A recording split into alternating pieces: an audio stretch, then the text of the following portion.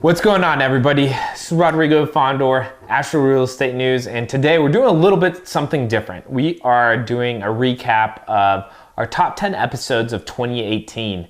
And so the setup for this is going to be a couple 30 seconds of my 2 cents on what you're about to listen. It's going to be a couple minute clip, and then we're just going to move through the 10 or so, the 10 episodes that we've got. But before we even get started, I just wanted to remind everybody that this episode and all of our episodes here at Asheville Real Estate News are brought to you by American IRA LLC. They're a local Asheville-based IRA custodian, so check them out if you haven't already.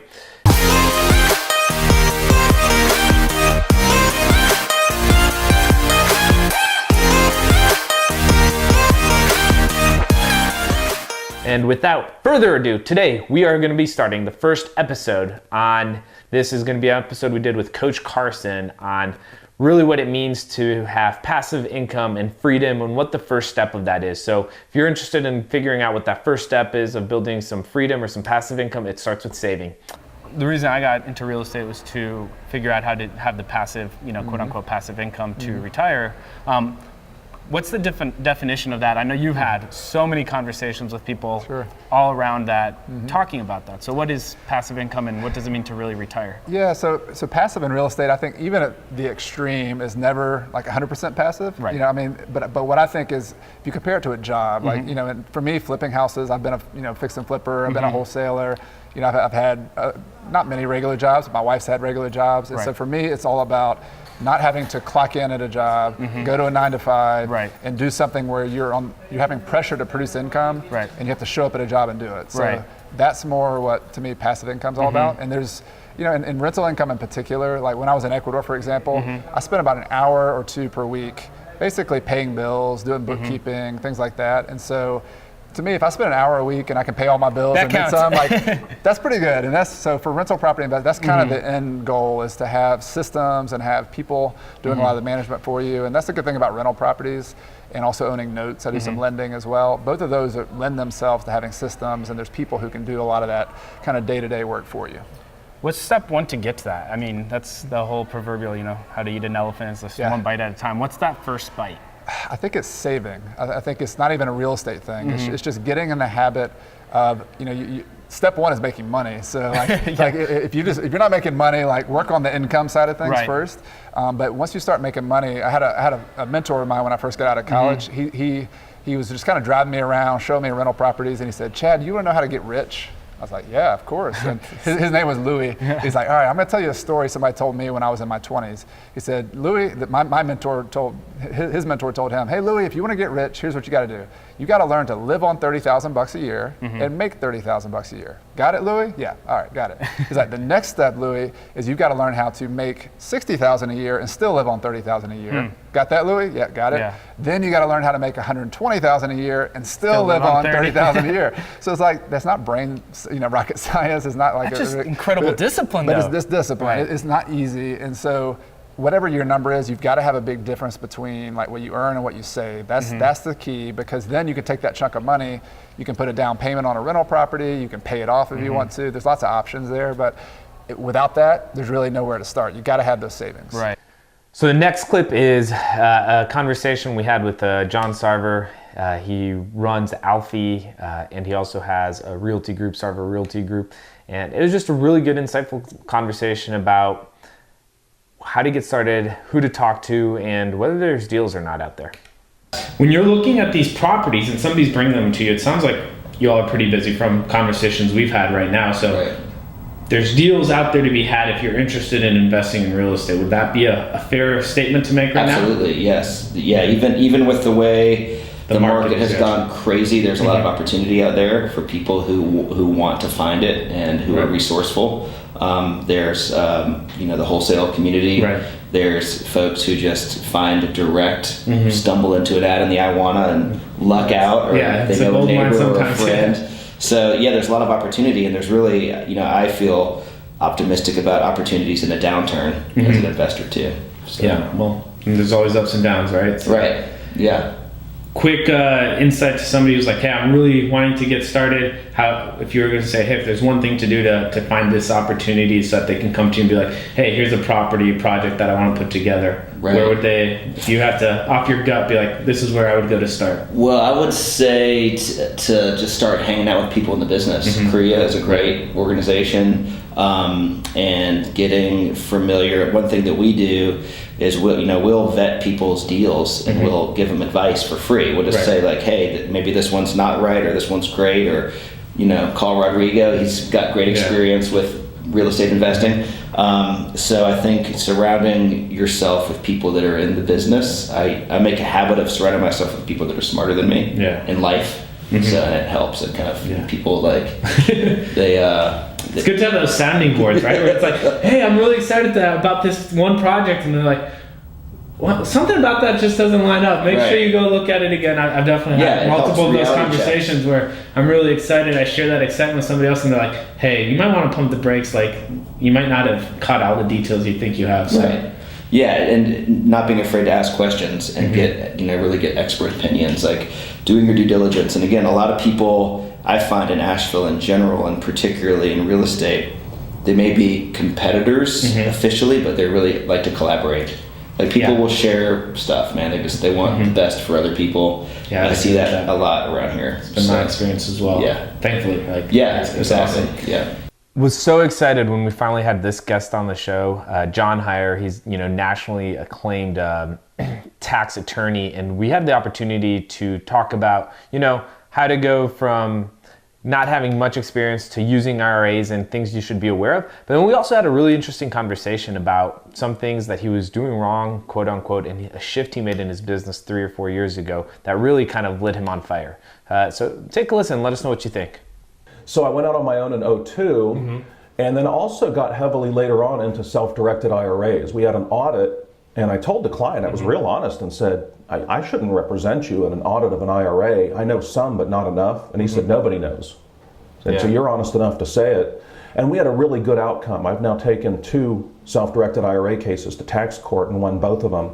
Wow. So those are our niches, really. Heavy into advising real estate investors on asset protection and taxation, and self-directed IRA people, which is real estate investors, but a lot more besides. Right. And then those are niches. And then my investing, I used to do more of it, and I had to learn. In my case, there are people who are polymaths, like Thomas Jefferson, who can do anything. I'm really good when I focus. I read a book called The One Thing. Love that book. And it really taught me what I was doing wrong. I was doing too much accounting, too much law, too much real estate. You need to focus. So I've had to focus on the law practice. It keeps me busy. How long ago was that you read the book and you kind of narrowed back in? About 3 years. Okay. I sold the accounting practice. If you're looking back, you got all this experience, personal, and then seeing all these success or horror stories of your clients as well. What's the first step to go from being, buying a house in my own name, and then deciding to buy it in an LLC or maybe a corporation, depending what the structure is? How do you know when you're ready to have that conversation? I would have the conversation up front. Okay. So, and people say, well, that's self-serving. You get paid to do that. But let me add the part that's not self-serving. I wouldn't overcomplicate it. There are a lot of gurus on the internet, especially out of Nevada and Utah. That's like a huge warning sign that you're dealing with someone who's got their interest at heart and not yours, that will grossly overcomplicate your setup, overcharge you for a bunch of crap you don't need. Because when you're new, let's think about this. Asset protection, what's the requisite? Assets. Yeah. Well, when so you're if you new, don't have any assets. No assets to protect. You still want maybe one LLC. So if there is liability, because that can be permanent or it can be a long-lasting thing, the liability. Right. And you don't want it to affect when you do have assets. So you probably start with one entity when you're starting off. Don't overcomplicate it. Your default is an LLC. Now there are various tax elections you can make with an LLC. So you do need to get advice. Should the LLC be treated as a partnership, a C Corp, an S Corp? That's where I come in, to have that discussion. And also you need to talk about maintaining it. Right, setting up an LLC is actually pretty easy. We teach people how to do it. I always use the joke. I said it last night when I spoke at the group here in Asheville. It's a lot like having children. The process of making one's fun and easy, but once you got one, there's time and money and effort involved. So Do you have a preference when it comes to IRA investing, as far as if somebody, again, getting started, would they start with a 401k, solo 401k, instead of just a self-directed IRA? I do both. Okay. A Roth IRA and a solo 401k. So the next one that's coming up, we had it with Paula, and it was just her sharing a story, but just being really open about how not every deal is going to go as planned. And a lot of times that first deal can trip you up, and the importance to just keep persevering and the lessons learned.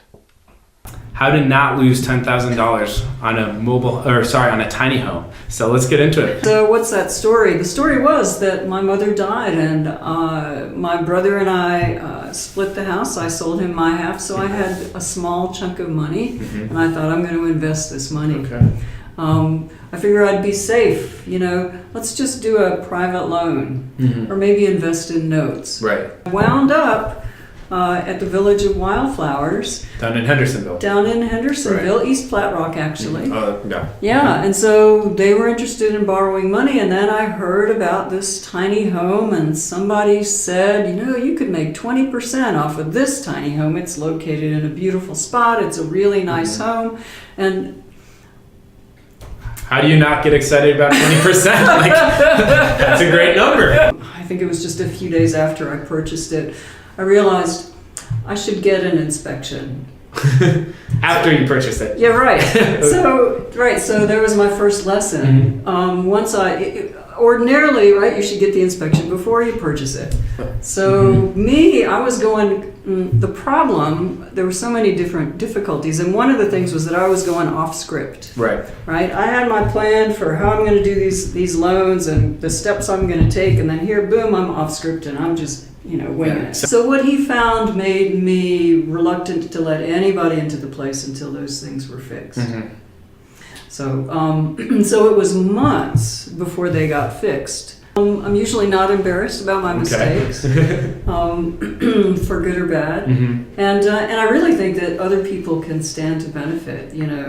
Get a lawyer, get an inspection ahead of time. Sleep on your decisions. Know your exit strategies, and most of all, I think, aside from sticking with the plan, run your numbers before you make a dive. 20% sounds great, but if I had run the numbers, you'd have seen that. I would have seen it. Might not have been so realistic, huh? Right, that's right. In real estate, no matter what you're doing, negotiation at some point in time is going to come into play. And we have the opportunity to sit down with Dr. Marvin Sadowski and talk about this exact topic. So listen in, pick up some tips and tricks, and don't forget to tune into the whole episode if this is something that you need some work on. But today we're talking about, specific to real estate. And I guess all of this is pretty much, doesn't really matter what the actual topic is, it's going to apply, right? People are people, right. So let's talk about, kind of the nuts and bolts a little bit about something. Sure. If I'm going in and I know I've got a negotiation, say whether I'm meeting a landlord to rent a property or vice versa, if I am the landlord or buying and selling a house, is there anything that you would do ahead of time to prepare yourself for that conversation? Yeah, and it makes sense to do this. I would find out as much as I could about the person and about their business if they're in business. I just find out, do as much research as I can about who that person is, the house, how long they've owned it, everything you can, the market in that area, what's happening there. So I know I have a sense I can go in and at least speak what we call, or what I call, it's speaking the truth. Okay. Now it's not your truth, it's their truth. So it's really important not to be saying things that they may not agree with, because the subconscious mind then will go this way. Push them out, yeah. So, and then they'll come up with a reason why. So the key is to do enough research. Know the market, know the real estate, know the area, know what things are selling for, and be open to possibilities. That's all. Say I'm a buyer and I'm going to go look at a house. Okay. How do I tell somebody who's got a for sale by owner that, they're asking $200,000, for instance, I'm only willing to pay $170? Yeah, well, I wouldn't even talk about price. What would you focus on then? I would focus on them and the house and the neighborhood and what they liked about it, where they're moving, and things on that order. So I want to become their friend, just from the standpoint of quickly. We're not going to go out for dinner or anything. We might, but but just create a comfort level, right? Create a comfort level, and then find out I would ask them, once there's a feeling about it, you know, like we've done real estate deals. Right. And I've said, you know, this is as far as I can go because of X, what Y, it's Z, going to, yeah. and I want you to win too. Is there a way that we can work together on this? Yeah. So that is the part of the negotiation, and that is a way of getting them to talk to you about what else they can do. Right. Now, if they say, you know, you can only go 170, I need 200, but because that's my mortgage, I got to pay it off, then move on. You know, it's time to move on. Well, I was kind of going to lead into my next question here is, how important is it when you're going into negotiation having the comfort level to walk away? You have to, yeah. And No, I think that's really important.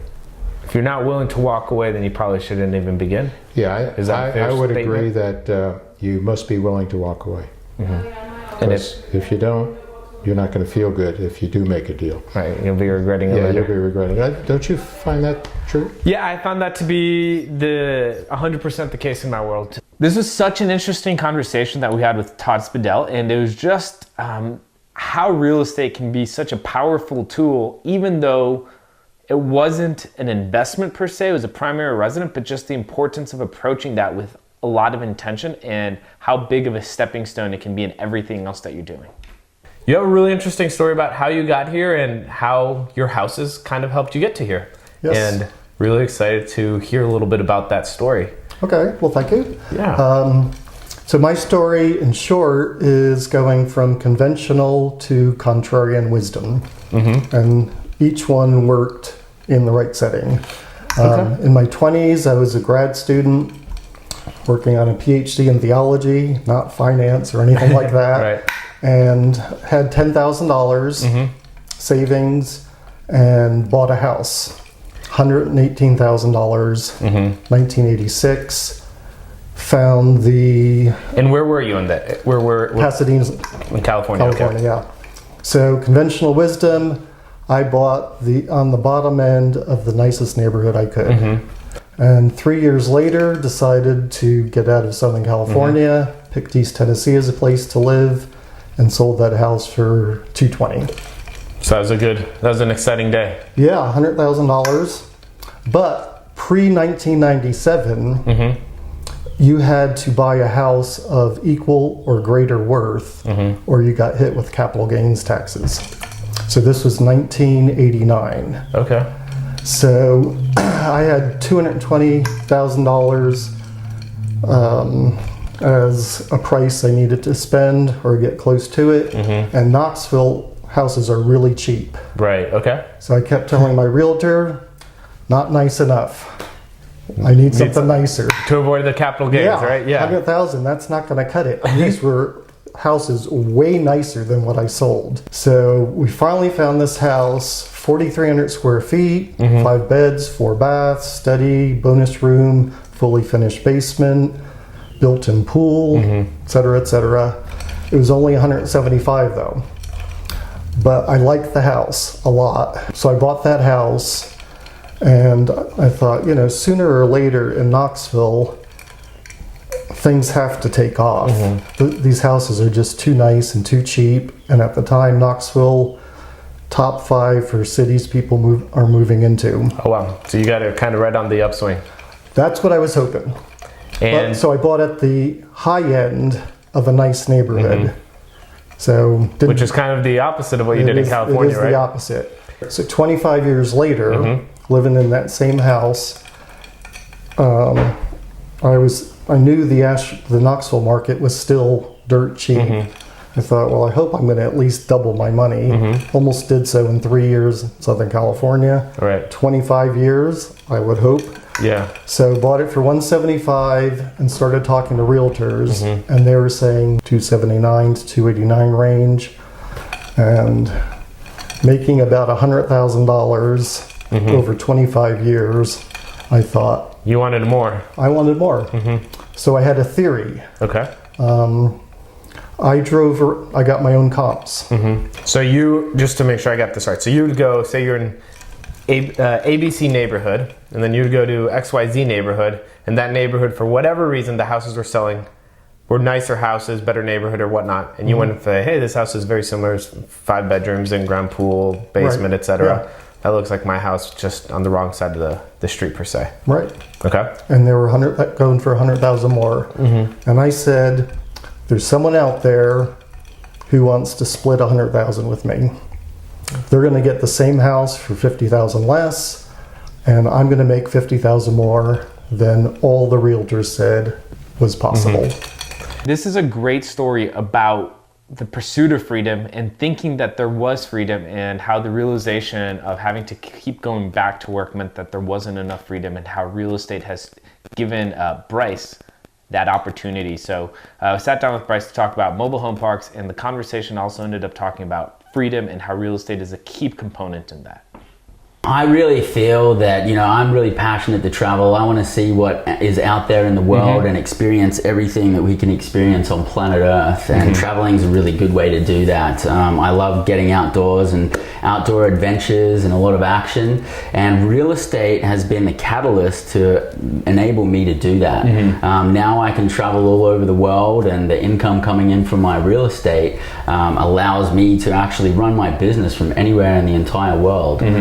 With the technology that we have today, all I need is my computer and my cell phone, and I can travel and enjoy myself. And really, for me, making money is a great thing. It's great to have money in the bank, but what it really means to me is freedom. And the way I convert, or the way I translate my freedom, is traveling all over the place and enjoying myself. Yeah, no, it's a good way to take advantage of that freedom. Yeah. When was the connection that you made between real estate, freedom, travel? I think I actually realized that when I was doing it wrong in the beginning. You see, when I first traveled around the world for 6 years, I would travel, and then I would run out of money, and then I would stop and I'd create more money, and then I'd travel. And the thing is my money kept running out. So when I landed in America, I wanted to find out, how can I recreate this lifestyle of being able to travel, but my money doesn't run out. And I've been able to do that through mobile home park investing. Right before you started investing in real estate, you came back that time and you're like, okay, what am I going to do? How did you decide to do real estate and then mobile home parks specifically? Oh, that's a great question. My wife and I just said, right, there's 3 ways that you can make money, big time. One of them is in the stock market. Another one is through having a business, and the third one's through real estate. So we explored all of those options. We explored, foreign exchange and a lot of different methods on the stock market. We went to a lot of training courses, went to a ton of real estate events, and we even got into multi-level marketing and tried our dipped our toes in a few different businesses, and real estate really connected to us. It's just it really made sense that real estate was the way we were going to go. Yeah, I had a little bit of a similar, didn't go as much in depth into other things, but I definitely, I almost got into selling insurance and different things like that as well, trying to find the thing. Was there something about real estate, or what was the moment that it clicked where you're like, oh wow, this is it, this is what we're gonna go all in on? There's just so much real estate everywhere, and there's, no matter what your personality type or skill set is, there's so many different asset classes or ways to make money or different types of real estate that really it's kind of choose something that fits your personality. And it's, equity, cash flow, tax deductions, and no matter what happens with any economy, everybody needs a place to stay, work, and whatnot. So real estate for us was just like, it was probably lower risk too, compared to a lot of the other, the stock market could blow up overnight and you could lose all your money. So it's happened before. It has, yeah. I think every time you tune in to anybody who's a thought leader in real estate, they talk about having to be in social media and to connect with your clients wherever they are. But social media and connecting with clients on social media always feels like a moving target. So we sat down with Sarah Benoit with JB Media Group and the JB Media Institute, and really had a great, insightful conversation about the state of the industry, social media nowadays. So if you've had questions about that, this one's gonna be perfect for you. So let's talk a little bit about like maybe where the state is of things right now. I think I've been really personally on the stuff we do, been very much online, since I very started, got an online, started blogging. But I'm a big Gary Vaynerchuk fan. Yeah, and me so too. it was like 2 years ago where I was like, okay, I got to figure something out. And then this, like the podcast is listening to him, like, producing content and just creating stuff. And then, so where are we now? Is it video? Is it paid? Is it organic? Just if you were to kind of the pulse of the industry right now, if you will. Yeah, so I had the pleasure of doing an awesome webinar a few weeks ago that was led by Hootsuite and also a number of other major players in the digital marketing space. And so just to throw out there, it's funny, they've defined the last 20 years as the age of experience, right? So brands had to move from selling products and services to selling the experience of interacting with the brand. Right. And they're now declaring that what we're moving into is the age of the individual. Interesting. Which basically means that everything is becoming more personalized because the amount of information available online is so big. Yeah. So it's funny that all content is still valid in a lot of ways. I think we all know video has taken a huge leap forward. Right. So for sure, video content is really powerful in a lot of ways because every platform is now making it native to their system. But I also think it's really interesting that we have such an influx of information that what brands really have to focus on at this point is being very specific about who they're talking to, targeting their messages right to individual people. There's a lot of, have you done your customer personas or your customer avatars or your, whatever name they've come up with for it this year.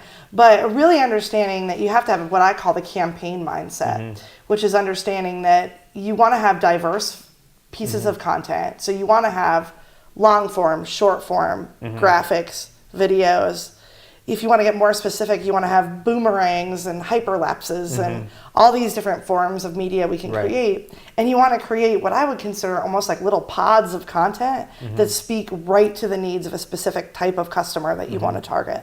And that's true whether it's paid or organic, right? That's actually going to create more success. So let's take a step back on that. If somebody was like, hey, somebody's getting started in the real estate field, say that they're a new investor or a new real estate agent or an experienced one, and they're like, okay, I want to figure out to get into the online space. Are there any tips on how to develop that avatar, quote unquote, as far as how do you define who you go after? Yeah, it's funny because there's a ton of, insight about this on, if you Googled that right now, you would hear a million experts telling you the answer. You could read that about the rest of your life. Yeah, and they basically all sell you some sort of downloadable thing that you can use to create it. I think the key is really, especially when I think about, in the real estate world, the opportunities are endless, right? The real estate market, especially right now, is good. So there's just lots of opportunities going different directions. I think the first place you have to start is who do you want to spend your time with? Right? Whether you're trying to get in front of other agents, whether you're trying to get in front of buyers and sellers. The truth is, if you're going to spend all that time with people on a regular basis, you're essentially selling yourself. Who do you want to be in a room with on a regular? It's funny, we can all sell to everyone.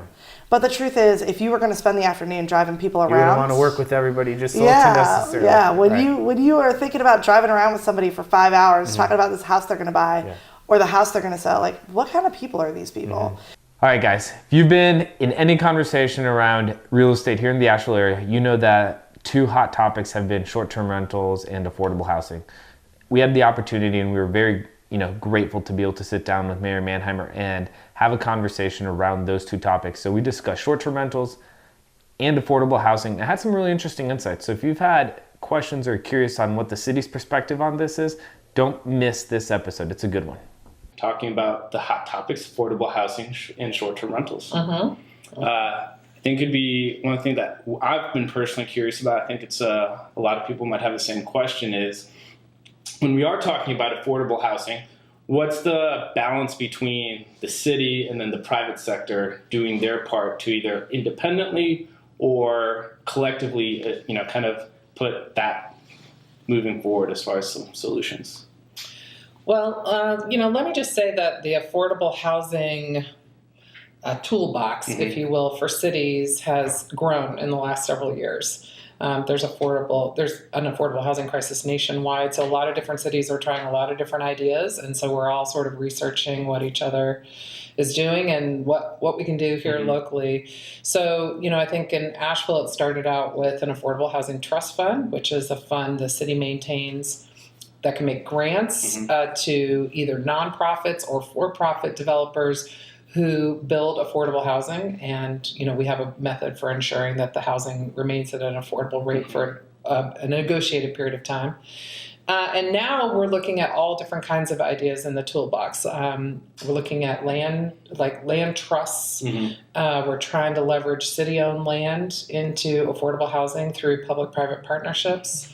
There's a lot of different ideas out there, but another whole piece of it is through zoning regulations, negotiating with private developers who have decided to come build in Asheville, whether or not they can incorporate some affordable housing into their project. And the leverage the city has in that negotiation is that many of these projects have to come to city council for approval. So it gives us an opportunity to make sure they fit the criteria. Yeah, and to negotiate on a case-by-case basis what that developer is going to do their part to help the city and its people with the crisis we're having. Short-term rentals has a lot of people within that organization and the investor community that support it, and then also that are kind of weary of it. That position I know has kind of evolved over the last years, maybe 2 years roughly, give or take, when it really became a hot issue. And as recently in January, short-term rentals, got banned from the downtown area, if that would be the appropriate wording. But what is there, was there a specific reason from, creating a commercial zone that didn't want to have it used for short-term, or just short-term didn't fall into that definition? Short-term rentals has been a really interesting topic for me to explore. I mean, I am a land use attorney. I do real estate litigation, so this is kind of my area. But when I was first elected in 2009, we weren't talking about short-term rentals. That wasn't a thing. That's when I first moved here. So right. So it's really evolved over time, and we've had a number of hearings. And I tell people who are starting to get into this, there are a lot of topics that a city council takes on where, we make some change and we're done. Right. And we don't revisit our zoning code, or we don't tweak it or redo it again. Maybe it'll happen in 20 years. This is one of these topics that is quickly evolving, and we have had to make many changes. We've had a task force explore it. But really in Asheville, what it comes down to is this. We have neighborhood groups that are completely opposed to short-term rentals. They don't want the integrity of their neighborhood to be disrupted by having somebody different stay next door to them every weekend. So they're very vocal, and they're very opposed to short-term rentals. We have affordable housing advocates that are opposed to short-term rentals because they see that short-term rentals erode the long-term rental market, and we already have the tightest rental market in the state of North Carolina, right here in Asheville. So they feel like there's just no room to budge there, and that's a problem.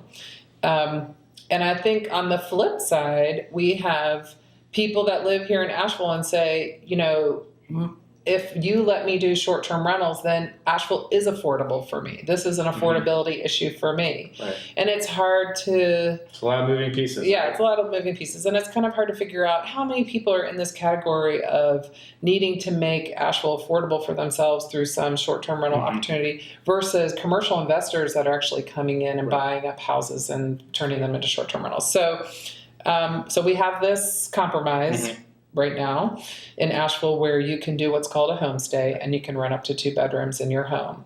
But we made this further change to ban whole house or whole unit, could be a condo, could be an apartment, short-term rentals throughout the city, which includes commercial areas. And now if somebody wants to do a whole house or a whole unit short-term rental, they have to make application to the city council. Each individual application. If you're in Asheville, you know that construction's happening everywhere. It seems like on every other corner there's a hotel or some sort of shopping mall or something that's going up. Traffic has definitely gotten worse over the last few years. And some people are arguing that Asheville's better, and some people are arguing that Asheville's worse off. And we had the opportunity to sit down with Rusty Pulliam and have a conversation about the pros and cons of all the development that's happening. And if you want to have a little bit of a different opinion or hear a perspective on what the developers think that the value is being added, this is going to be a great conversation. Just tune in, keep an open mind. There's a lot of different opinions on who the good guys are and who the bad guys are as far as the growth and the real estate development from, single family houses and some of the bigger projects that, you're very familiar with. What's the response, or how do you accommodate the growth that's happening? That's, probably impossible to stop, versus the people who feel like they're getting pushed out. Is there a balancing point, or is it just part of growth? When you say meaning that folks are getting pushed out, the cost of living is so high and the city limits that more folks are being pushed out. And that's kind of a traditional, not just in our market. I think that's a pattern that you're seeing all over the country, is the cost of living in an urban setting is so much higher. In the country. And the city of Asheville did the Bowen study back in January of 2014. And the Bowen study came back and said that the Asheville market needed 5,500 apartments to balance the market. 5,500. And so, when people are complaining because they're seeing 1,000 to 1,500 units being built a year, which we've kind of had that going on for the last 3 or 4 years, getting to 5,500 units is going to take probably 6, 7, 8 years. Now, that's just to balance the market. And I think what a lot of people need to understand, to get to affordable housing, you have to have more housing. Right, supply and demand. That means supply of units. The city has gotten so wrapped up, we're trying to focus on, we want to make sure you're going to do 10% affordable or 15% affordable units. That's the wrong way about going about affordable housing. They need to put as many units out there as they can. So what they should be doing is having programs and incentives for the developers to go out there and build as many units as they can, instead of focusing on 10 or 15%. Okay, so the city doesn't do that. They do have a few incentives if you're going to do workforce or affordable housing on the whole complex. But they need to be putting as many units in the marketplace as possible. And of course, Asheville is known as a very tough barrier of entry. A lot of developers from out of town that I'll talk to don't want to come to Asheville, because Asheville has a attitude and a sentiment, instead of what can we do to help you, is what can we do to stop you. And everybody knows that. So they think they're being chic and cool by behind the scenes trying to make it tougher to do any kind of development. What they're really doing is they're creating more unaffordable housing because they're not getting enough product. So it's a catch-22, and you're seeing that right now with the hotel, what I call the hotel situation with city council, where city council has kind of adopted that they want to be able to micromanage where the hotels are going. They don't want to see any more rooms here, which in my mind is the craziest thing I've ever seen. We are a tourist town. We've been a tourist town ever since the Biltmore Estate opens its doors to the public in the early 60s. We've cultivated the art culture here, which has been huge, which has done great. We have cultivated craft beer, being named the craft beer city. Or Beer City USA for 4 straight years, and getting New Belgium and Sierra Nevada to come here was huge. And so we've got 18 microbreweries here, and the beer scene is great. And we have all, and plus you've got the mountains, you've got fishing, you got mountain biking, you got hiking. We have so many things for the consumer to want to come here and enjoy. And they got to have a place to stay. It would be very easy to make the hotels build a parking deck either underneath their hotel or attached to it, so that the consumer can go park in that deck. More than likely, they're going to spend a good bit of their time walking the streets in downtown, going to visit the great restaurant scene we have, the retail scene we have. Spend some money in the downtown area. What's going to transpire? The hotels are coming. They're going to go out in the county. They're going to build, and the folks are going to stay in a hotel. They're going to get in a car. They're going to drive into downtown Asheville, and there's no place for them to park. Then the city is going to have to go spend taxpayers' money to go build parking decks. Thank you all so much for tuning in. This is our last episode of 2018. It's been a great year. It's been a great run. Just want to say thank you to everybody who's tuned in, who has shown up to our meetups, who's taken the time to download, watch all of our episodes, and especially to all of our guests and listeners. And if you guys one request. This is coming out on Christmas. Give us a Christmas present here at Asheville Real Estate News. Share this with one person. Share it with one of your friends. Share a post, etc. Just it'd really mean the world to us if you could just take the time to spread the word about just the channel that we're trying to create and the conversations that we're trying to have. Appreciate it, y'all. Have a great holiday season. Enjoy the rest of 2018, and we'll see you all next year in 2019. Take care.